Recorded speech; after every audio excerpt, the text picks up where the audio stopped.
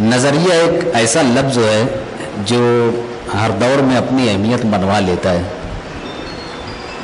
آپ اگر سیاست میں دیکھیں گے تو کئی نظریات آئے. کمیونزم آیا, مارکسزم آیا, لینن کا آیا, سوشلزم آیا, سیکولرزم آیا, کمیونلزم. آج کل کمیونلزم کا دور چل رہا ہے. اسٹیٹ میں دیکھو چاہے سینٹر میں دیکھو, یہ الگ الگ دور میں سیاست میں نظریات آتے گئے. اسی طرح معیشت میں بھی الگ الگ دور میں نظریات آئے.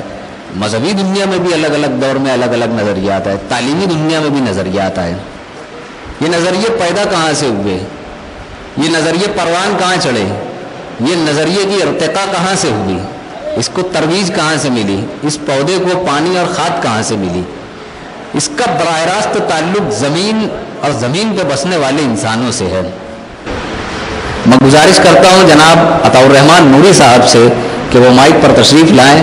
نوری اکیڈمی آج کے اس پروگرام کی جو اساس ہے, جو بنیاد ہے, جو اس کی ریڑھ کی ہڈی ہے, جو یہ کتاب بند پڑی ہوئی ہے اب تک, اس کتاب کے صفحات آپ کھولیے آ کر یہاں پر جناب عطاءالرحمن نوری صاحب.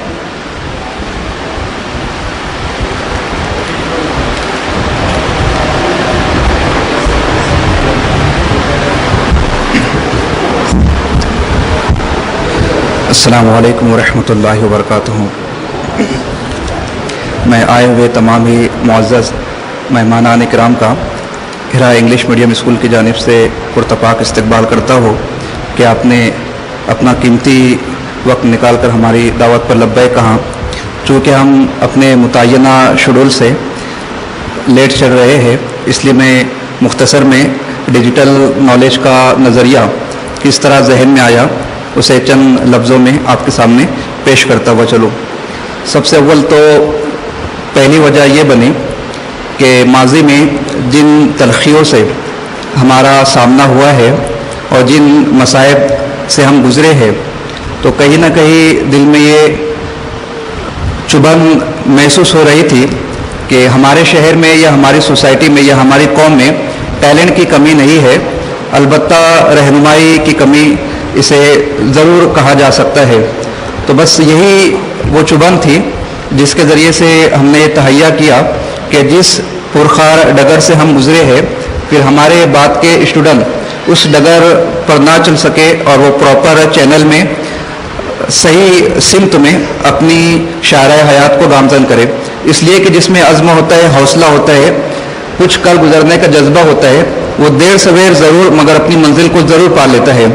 البتہ اتنا یہ ہوتا ہے کہ جب وہ منزل کو پہنچتا ہے یا تو تاخیر ہو چکی ہوتی ہے یا ہمت جواب دے چکی ہوتی ہے.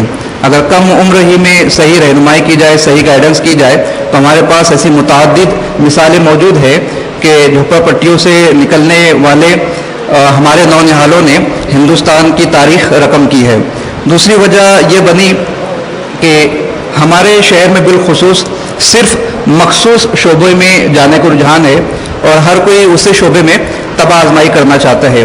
ہم نے نوری اکیڈمی کے ایک چینل میں اس بات کی وضاحت کی کہ جب بھی ہم اپنا گول سیٹ کریں تو سب سے پہلے وہاں پر کیا اپورچونٹی ہے, کیا اسکوپ ہے, اور اس ڈگری کو حاصل کرنے کے بعد کتنا ویٹیج ہے, سروس کے چانس کتنے ہیں, ان تمام باتوں پر غور کر لے تاکہ ہم اس ڈگری کو حاصل کرنے کے بعد فرسٹریٹ نہ ہو جائے.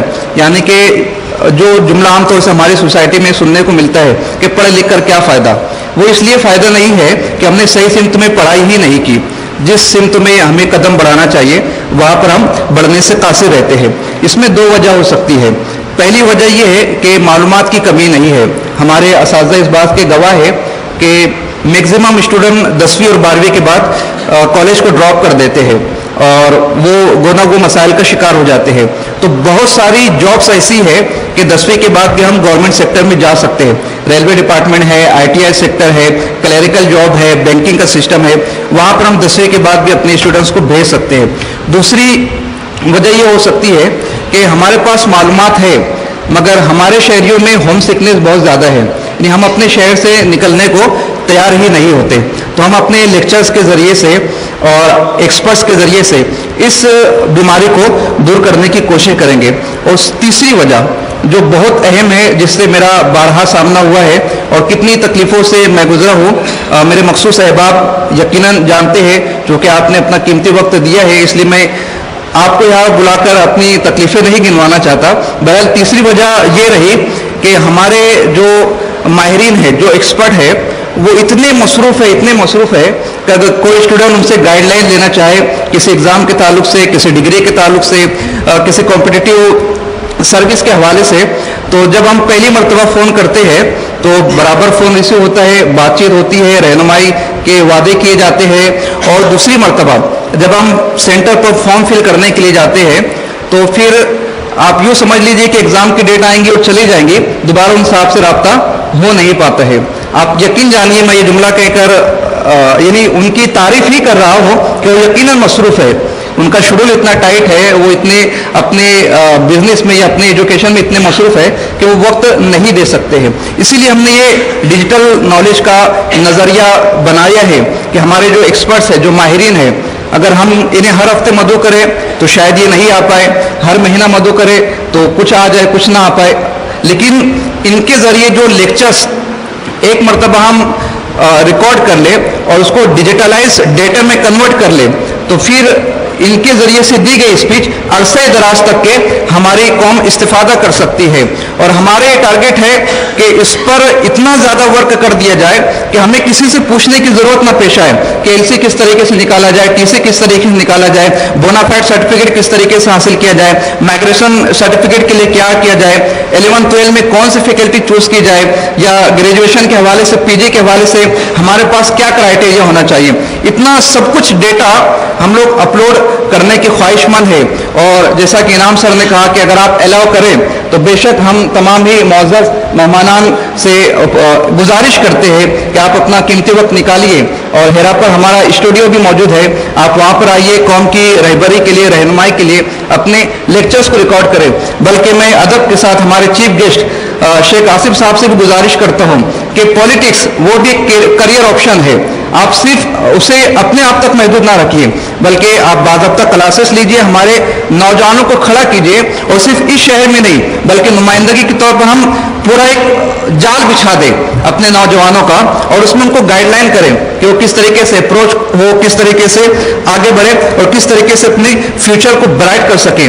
اگر اس طرح ہوتا ہے تو صرف ایک آدمی نہیں بلکہ وہ پوری سوسائٹی کا سوچیں گا، پورے شہر کا سوچیں گا، اور اس طریقے سے ہماری پورے قوم آگے بڑھتی ہوئی نظر آئیں گی. اس کے بعد ایک اور اہم وجہ بنی کہ ہم نے اپنے مقررین کو دیکھا ہے، وہ اکثر اپنے ماضی کے واقعات کو دہراتے ہیں. کیمسٹری ہمارا ہے، فزکس ہمارا ہے، بایولوجی ہمارا ہے، سوچس ایجاد ہم نے کیا، آپریشن کی ٹیکنیک ہم نے ایجاد کی، بعض تو کچھ آگے بڑھ کر یہ تک بول دیتے کہ کمپیوٹر کا پلان ہمارا ہے. یہ سب کچھ تاریخ ہم سنتے آ رہے ہیں اور بولتے لوگ آ رہے ہیں.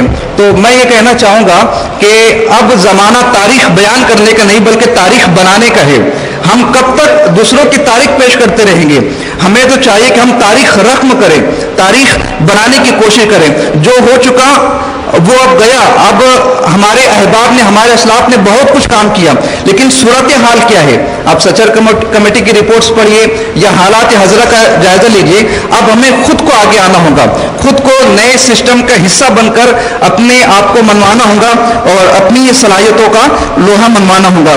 تو آپ حضرات سے گزارش ہے کہ آپ اپنا قیمتی وقت نکالیے، قوم کی رہبری کے لیے لیکچرز ریکارڈ کروائیے. اور یہ پروگرام ایسا نہیں کہ صرف سبسکرائبر بڑھانے کے لیے ہم نے کر لیا ہو، اس لیے کہ بعض پروگرام ہمارے شہر میں ہوتے ہیں کہ چینل کے سبسکرائبر کیسے بڑھ جائے، وہ بزنس مائنڈ لے کر آگے بڑھنے کا سوچتے ہیں، ویورز بڑھانے کے لیے سوچتے ہیں. ہمارے پاس باضابطہ ویژن ہے، بیہم دیہی تعالیٰ ہمارے پاس 400 شخصیات پر مبنی لیکچرز موجود ہے. لیکن چونکہ ہمارا ایک شیڈول ہے کہ ہر ہفتے 2 لیکچر ہم اپلوڈ کرتے ہیں، اس لیے یکے بعد دیگر وہ سیریز آتی رہیں گی اور ہم آپ کے سامنے پیش کرتے رہیں گے. بس آپ سے یہی اپیل ہے کہ آپ اس میں سہانوبھوتی کے ساتھ ہمارا سپورٹ کریں اور اس مشن کو آگے بڑھانے کی کوشش کریں. السلام علیکم ورحمۃ اللہ. اس تقریب کے نوشا یہاں اپنے خیالات کا اظہار کر رہے تھے. علامہ اقبال نے ایک شعر کہا تھا کہ یوں چمکیے زینت کو ہو دمن بن جائیے، یوں چمکیے زینت کو ہو دمن بن جائیے، یوں بھریے صبح کی پہلی کرن بن جائیے. میں مبارکباد دیتا ہوں جناب عطاء الرحمن نوری صاحب کو، نوری اکیڈمی کو، عالمی تحریک سنی دعوت اسلامی کو، ہیرا انگلش میڈیم اسکول اور ان کے تمام معاونین کو، ان کے رفقائے کار اور سربراہان کو کہ انہوں نے وقت کی ضرورت کو محسوس کرتے ہوئے ٹیکنالوجی اور جدید علوم کے متعلق اتنا بڑا قدم اٹھایا ہے